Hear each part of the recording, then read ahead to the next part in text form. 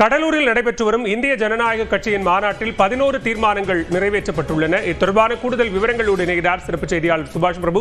சுபாஷ், விவரங்கள்.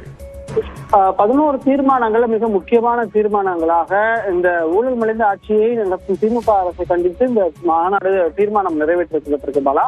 அதே போல தேசிய ஜனநாயக கூட்டணி ஆட்சி என்பது எடப்பாடி பழனிசாமி தலைமையில் அமைய வேண்டும் என்று இந்த மாநாடு வலியுறுத்துவதாகவும், அதே போல மைனாரிட்டி என்ற சொல்லை மாற்றி சிறுபான்மையினர் மைனாரிட்டி என்ற சொற்றொடர்களை பயன்படுத்துவதை தவிர்க்க வேண்டும் என்றும், சாதி சமய அடிப்படையிலான வேற்றுமைகளை வளர்த்துட இனிவரும் காலங்களில் மைனாரிட்டி என்ற சொல்லை சட்டபூர்வமாக நீக்க தேவையான சட்ட திருத்தங்களை மேற்கொள்ள வேண்டும் என்றும் தீர்மானம் நிறைவேற்றப்பட்டிருக்கிறது. பொருளாதார நிலையில் அடிப்படையாக கொண்டு அந்த கல்வி வேலை வாய்ப்பு போன்றவற்றில் அளிக்கப்படும் முன்னுரிமை எனப்படுவது இடஒதுக்கீடு எனப்படுவது வழங்க வேண்டும் என்று தீர்மானம் நிறைவேற்றப்பட்டிருக்கிறது. நீண்ட நாள் கோரிக்கையாக இருந்து வரும் விருத்தாச்சலத்தை தனி மாவட்டமாக அறிவிக்க வேண்டும் என்று சொல்லப்பட்டிருக்கிறது. ஒரே நாடு ஒரே தேர்தல் நடத்தப்பட வேண்டும் என்பதை மாநாடு வலியுறுத்துவதாக சொல்லப்பட்டிருக்கிறது.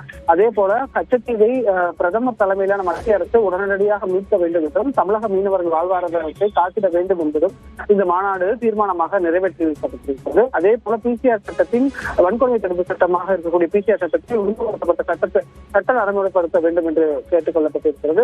மத்திய கல்வி அமைச்சகத்தின் கீழ் செயல்படும் PM ஸ்ரீ பள்ளிகள் தமிழகத்தில் ஒரு மாவட்டத்திற்கு ஒரு பள்ளி அமைக்க வேண்டும் என்றும், அதே போல போக்குவரத்து ஊழியர்கள், இடைக்கால ஆசிரியர்கள், செவிலியர்கள், தூய்மை பணியாளர்களின் கோரிக்கைகளை மாநில அரசு கவனத்தில் கொண்டு அவைகளை விரைந்து செயல்படுத்த உரிய நடவடிக்கையை மேற்கொள்ள வேண்டும் என்று கேட்டுக் கொள்ளப்பட்டிருக்கிறது.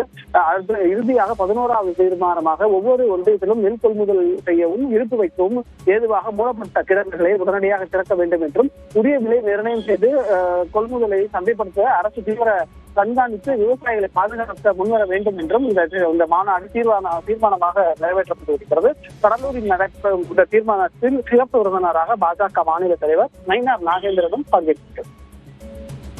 விவரங்களுக்கு நன்றி சுபாஷ்.